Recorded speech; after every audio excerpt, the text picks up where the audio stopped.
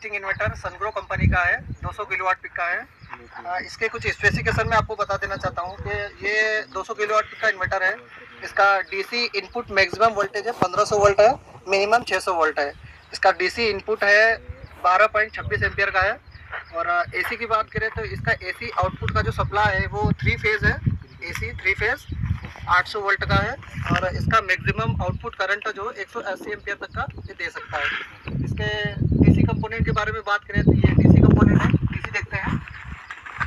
ये DC component है, इसमें एक इन्वर्टर में 24 स्ट्रिंग कनेक्टेड है। इसमें डीसी को कंट्रोल करने के लिए इसमें 4 डीसी स्विच भी दिए हुए हैं, जिसमें एक डीसी स्विच 6 स्ट्रिंग को कंट्रोल करता है। जैसे इसमें दिए हुए हैं, ये है डीसी स्विच, ये 1 नंबर का है, ये 2 नंबर का है, इधर भी 2 है, ये 3 है, ये 4 है। ऐसे करके 4 डीसी स्विच दिए हुए हैं जो 24 स्ट्रिंग को कनेक्ट करते हैं। एक डीसी स्विच से 6 स्ट्रिंग कंट्रोल होती है। अब सिंगल स्ट्रिंग की बात करें तो इसमें सिंगल स्ट्रिंग में एक प्लस होता है, एक माइनस होता है। इसमें सिंगल स्ट्रिंग में मॉड्यूल की बात करें तो एक स्ट्रिंग में 30 मॉड्यूल कनेक्टेड है, जिनको हमने सीरीज में कनेक्ट किया हुआ है। सीरीज कनेक्शन इसलिए किया हुआ है कि ताकि हमें वोल्टेज को बढ़ाकर देना है। इन्वर्टर की रिक्वायरमेंट है कि इसमें मिनिमम 600 वोल्ट और मैक्सिमम 1500 वोल्ट तक का हम इसको दे सकते हैं। तो इसको वोल्टेज को मेंटेन करने के लिए हमने इसको 1250 वोल्ट डीसी दिया हुआ है। इस तरह से 30 मॉड्यूल का सीरीज कनेक्शन करने से वोल्टेज बढ़ता है, जिससे हमें 1250 वोल्ट मिल रहा है, जो कि हमें इन्वर्टर को दे रहे हैं। इससे हम इन्वर्टर को रन करवा रहे हैं। अगर पैरेलल में कनेक्शन करते हैं तो इसमें एम्पियर बढ़ता है और वोल्टेज रिमेन्स सेम रहता है। तो इसलिए हमने इसको सीरीज में कनेक्ट करके इसका वोल्टेज बढ़ाया है और जो एम्पियर रेटिंग है इसकी सेम रखी है। जो सिंगल मॉड्यूल का है वही एम्पियर रेटिंग इसकी सेम रहेगी। तो ये सिंगल स्ट्रिंग की बात हो गई।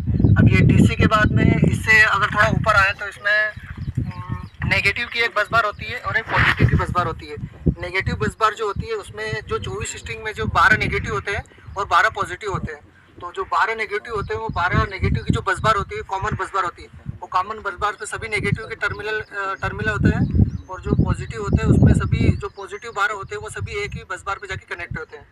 इसके बाद में अंदर इन्वर्टर के अंदर की बात करें तो इसमें बहुत सारे वैसे डिवाइसेस लगी होती है, जैसे कि डायोड हो गया, कैपेसिटर हो गया, आईजीबीटी हो गया, फिल्टर हो गया। इसमें मेन अगर फंक्शन की बात करें तो इसमें मेन होता है एक आईजीबीटी, जिसका फुल फॉर्म होता है insulated gate bipolar transistor.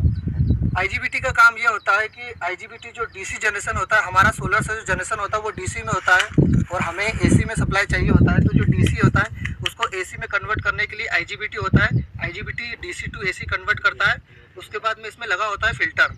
Filter का मेन काम ये होता है कि जो डीसी से जो एसी जनरेट हो रहा है, कन्वर्ट हो रहा है, उस एसी में कुछ इम्प्योरिटीज़ होती है, उसको एकदम क्लियर प्योर एसी करने के लिए जो फिल्टर लगाया होता है, फिल्टर का यही काम होता है कि जो डीसी से जनरेट जो एसी होता है उस एसी में से इम्प्योरिटीज़ हटा के जो प्योर एसी बनाने के लिए फिल्टर लगा होता है। उसके बाद में हमारा आता है ये एसी कंपोनेंट। एसी में क्या होता है कि हमने इसमें 185 स्क्वायर एमएम की पॉलीकैप की केबल लगाई हुई है, जो यहाँ से एसी का जो सप्लाई आउटपुट हो रहा है, जो जनरेशन हो रहा है, इसको ले जाकर पैनल रूम में जो हमने एक ब्रेकर लगाया हुआ है, एमसीसीबी ब्रेकर।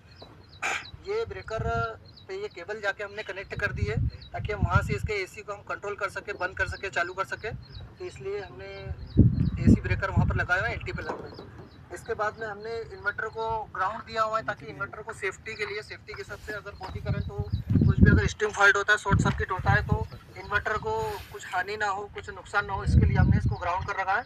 ये ग्राउंड जाता है हमारा अर्थ पीट में, जो हमने यहाँ पर अर्थिंग पीट लगाया हुआ है। तो ये इसका डीसी का अर्थिंग, ये इन्वर्टर की अर्थिंग की हुई है।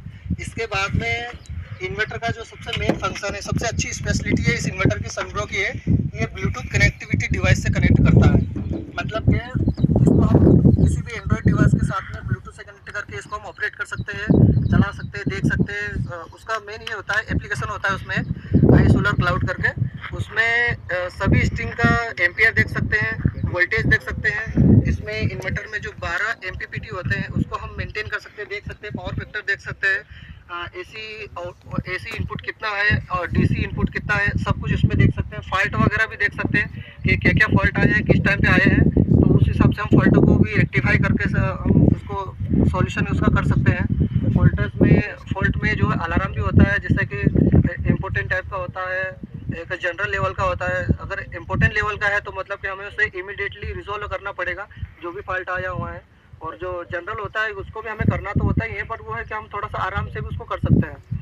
तो ये इसका हो गया ब्लूटूथ कनेक्टिविटी डिवाइस का। अब इसमें फैन भी होते हैं, आप थोड़ा पीछे आइए, मैं आपको पीछे बताता हूँ।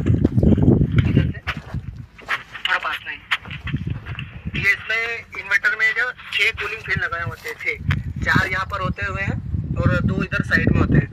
ये फैन का जो मेन फंक्शन होता है, ये इन्वर्टर को कूलिंग के लिए लगाया जाता है, और ताकि हमारा इन्वर्टर जो है पीक टाइम पे जो जनरेशन होता है, मतलब लगभग ये मान के चलो कि 11 बजे के बाद से 11-12 से तो उधर 2 बजे तक में जो पीक टाइम होता है हमारा सोलर जनरेशन का, उसमें इन्वर्टर की हीटिंग बहुत ज़्यादा होती है। हीटिंग की वजह से जनरेशन लॉस भी होता है, तो वो जनरेशन लॉस को कंट्रोल करने के लिए और इन्वर्टर की सेफ्टी के लिए, ताकि हीटिंग होकर इन्वर्टर ब्लास्ट ना हो, जले ना, कुछ भी अंदर शॉर्ट सर्किट ना हो, इसके लिए हमने इसमें फैन लगाया हुआ है, कूलिंग फैन।